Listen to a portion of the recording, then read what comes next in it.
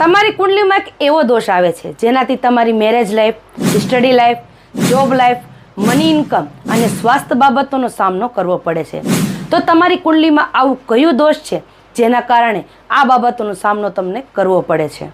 તો ચાલો જાણીએ. એ પહેલાં મારા વિડીયોને લાઈક, કમેન્ટ, શેર જરૂરથી કરી દેજો અને જય માતાજી જરૂરથી લખી દેજો. અને તમને જો આ બાબતોની પ્રોબ્લેમ હોય તો કમેન્ટમાં જરૂરથી જણાવજો. વધારે માહિતી જાણવા માંગતા હોય તો આ નંબર ઉપર કોન્ટેક્ટ જરૂરથી કરી દેજો.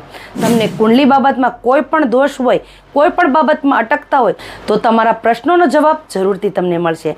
તો ચાલો જાણીએ કુંડલીમાં કયો એવો દોષ હોય છે જેના કારણથી તમે જીવનમાં પાછળ રહો છો.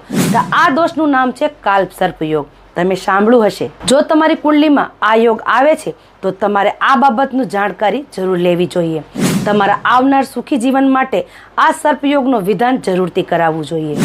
તો મારા આ વિડીયોને લાઈક, કમેન્ટ, શેર જરૂરથી કરજો અને શેર જરૂરથી કરી દેજો. જય માતાજી.